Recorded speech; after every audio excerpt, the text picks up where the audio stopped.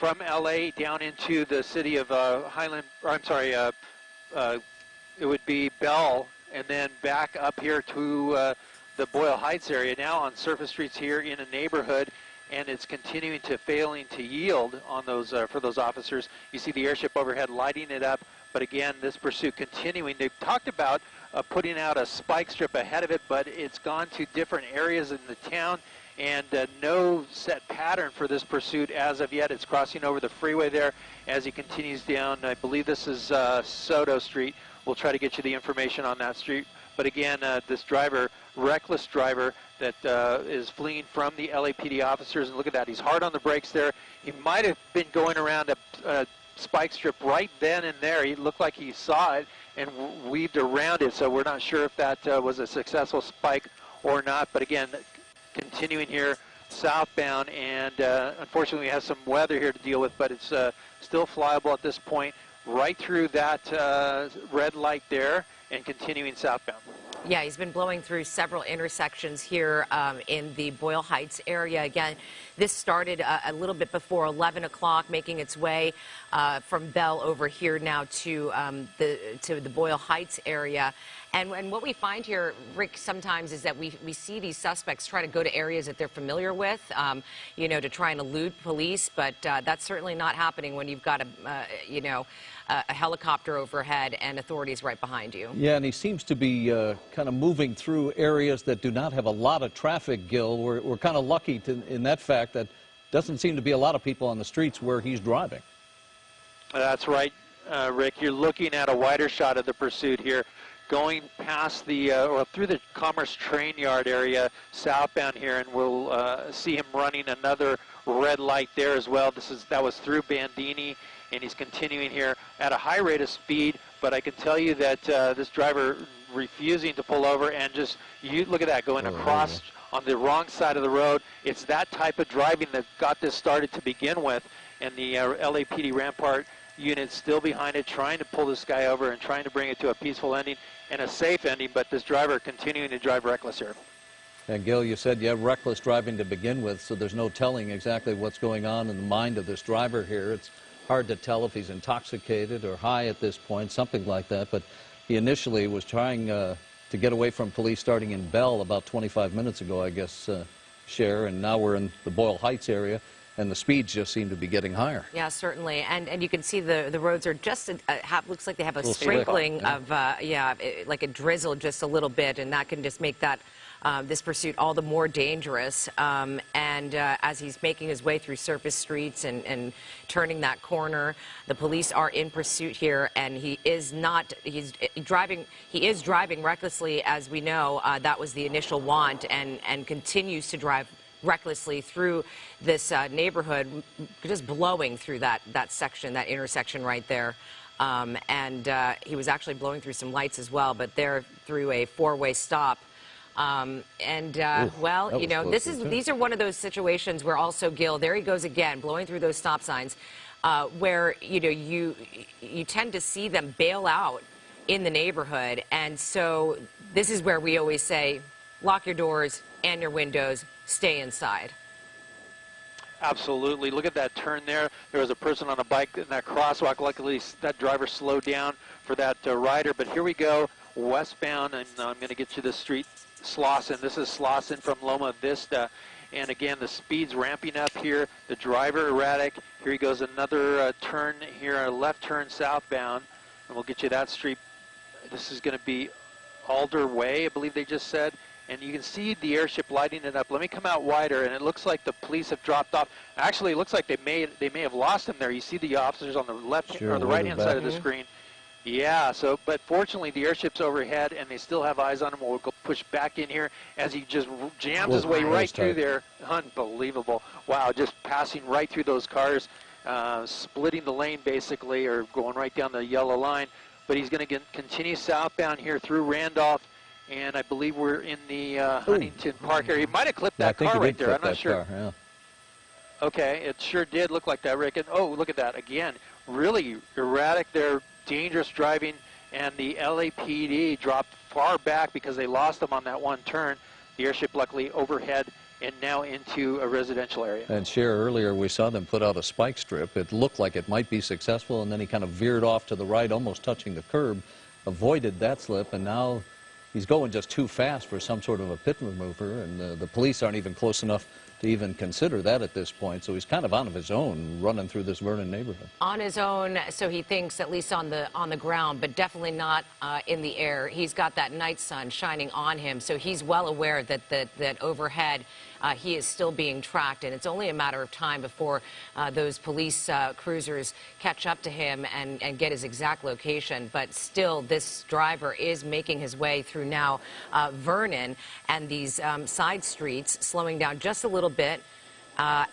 It looks like there's a pedestrian or a bicycle. Yeah, just for that, which was, that's correct. I mean, at least, you know, he slowed down for that because he wasn't slowing down for any intersection at all and just blowing right through them. And we've already seen him clip at least one vehicle. He's braking hard right here, making another right turn. It's almost as if now he's kind of getting into a neighborhood where he may be familiar with some of the surrounding streets, because he seems to be kind of going in circles now, looking for a place where he might be able to bail out. We still don't see the LAPD vehicles too close behind him, but obviously the helicopter right overhead. It looks like that the driver, or if there are passengers in there as well with him, got rid of some stuff on that street. Yeah. So that's going to be an investigation of what he dropped out of the car. Yeah, he's just going around this block right now. He's circled to the left. Now he's coming back up, hanging another left. Definitely just kind of moving through this same neighborhood. I mean, you wonder. Yeah, Rick, go ahead. Sorry. Bill. No, I'm sorry about that, Sherry. I was just going to note that the driver actually worked his way behind the LAPD officers there, and now he's ditched himself back here on a left-hand turn into the neighborhood. So the LAPD on the ground at least trying to scramble. And this might be a foot bail right here. Let's see if that happens. Well, he's just going to sit in there. We've got a unit now behind, and this might be the end of it. We're going to try to get around that palm tree and see if this driver does take off. There he goes. Yep, he's on the road again. Nope, and he's dropping things out of the car again, throwing things out of the car again. Yeah, of course, the police, though, will be stopping and picking all of that up, marking where it's being dropped, exactly what it is, how it might be connected to any crime that whomever's in this SUV may have committed prior to this, if in fact that was the case. But this all started about 11:15 earlier tonight in Bell, made its way into Boyle Heights. LAPD in pursuit. Now we see him coming to a stop, and some spectators off to the left there, possibly talking to the driver. Yeah, it looks like maybe he knows this area, and definitely those people backing off, that's a good thing, but there he goes off again. Sorry, Sherry. Yeah, no, that's exactly what I was going to say. You don't know if he knows these people or not, but regardless, you know, it tends to be something that people are doing lately. There you go. Oh, my God. Looking out the tree and everything. Oh, my. Terrible accident right there.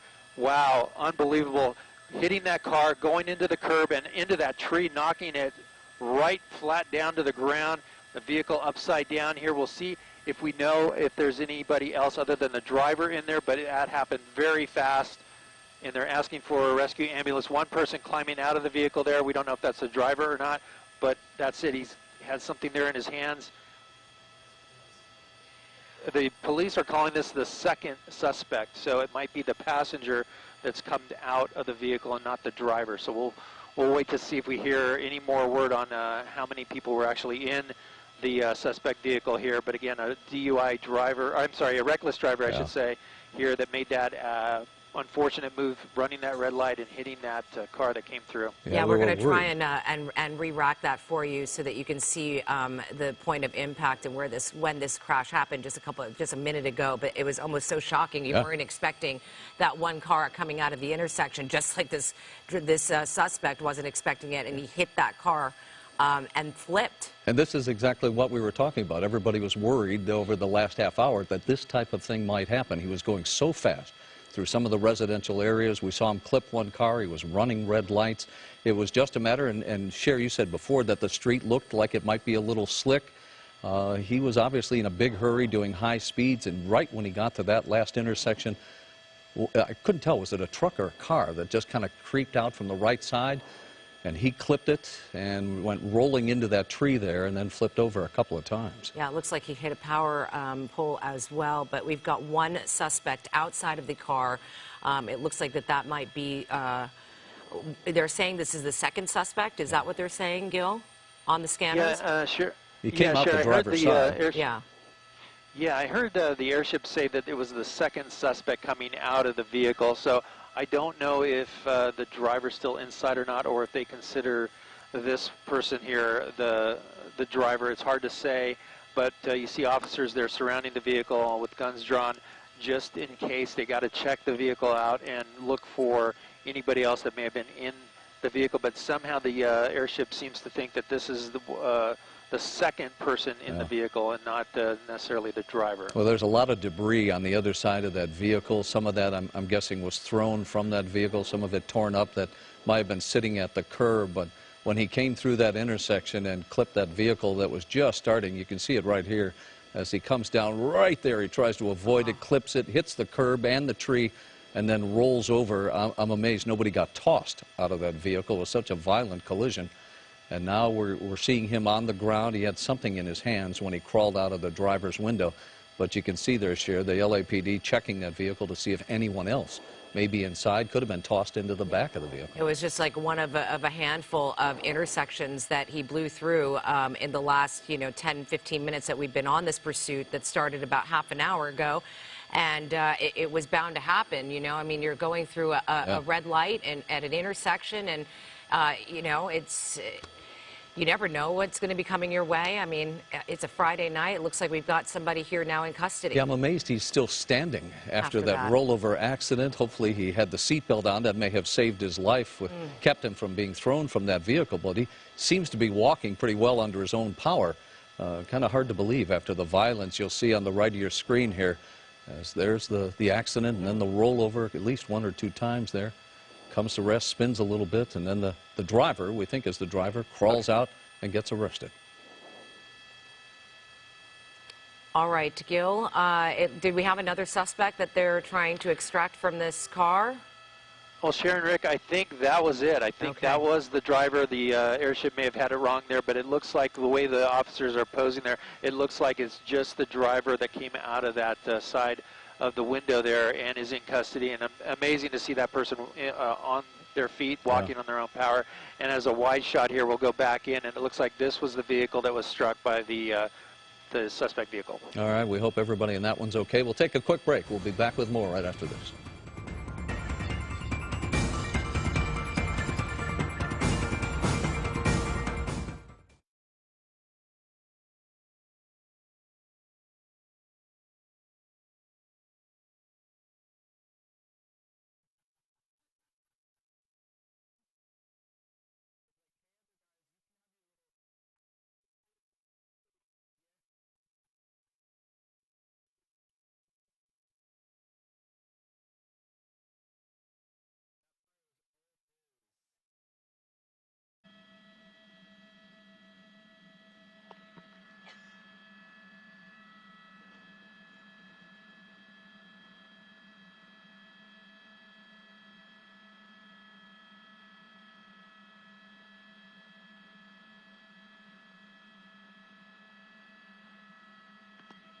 Let me check in with Jack.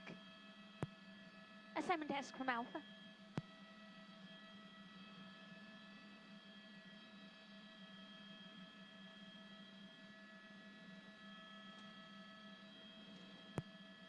Okay, copy that. We'll hang out then.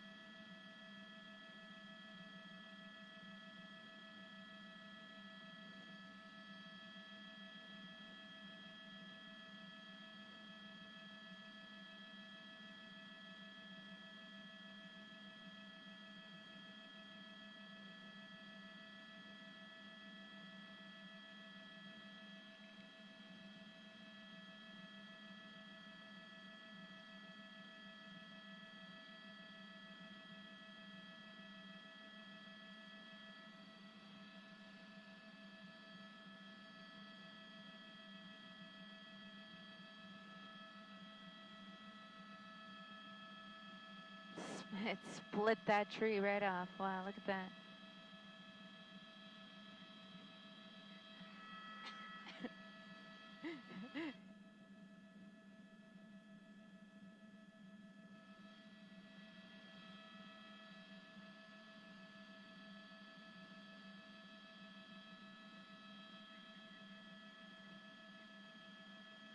Is it?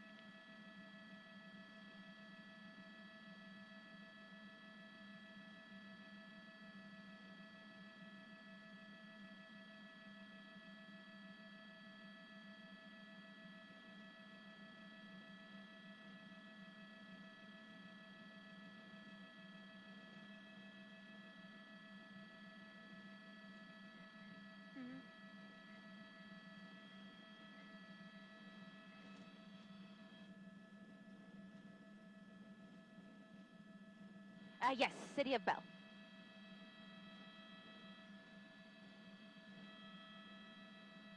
Okay, perfect.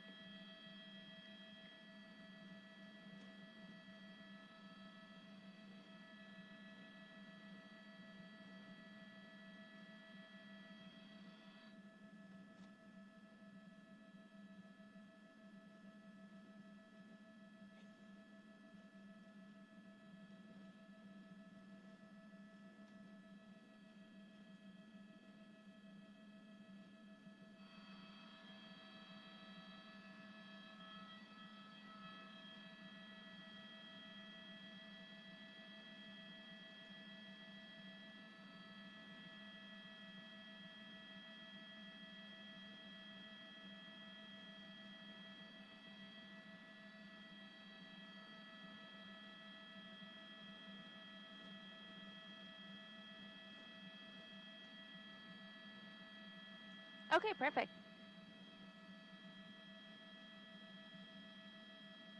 Okay, cool. And I'll just say, let's roll the crash. Okay, perfect.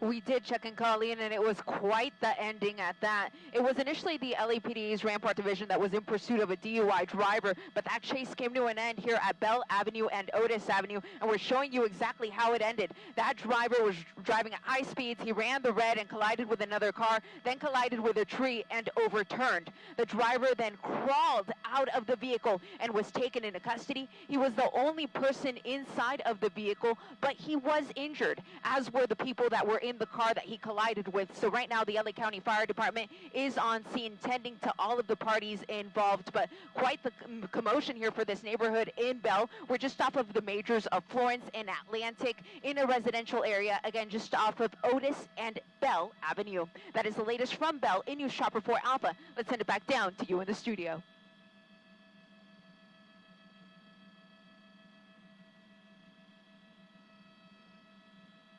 Yeah, he really did. Took out a tree, overturned, and he was limping, so he was injured. And as far as the extent of those injuries, that is unknown to us at this time. And the extent to the other people who were also hurt is unknown to us. But at this point, no one has been transported to the hospital just yet.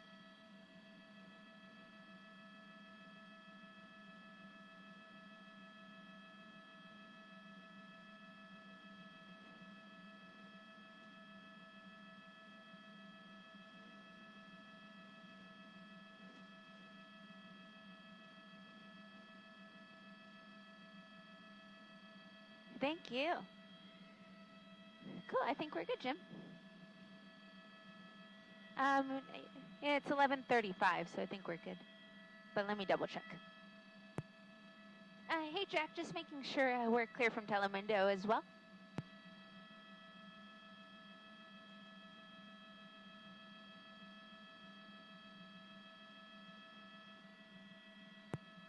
Will do. Couldn't do it without him.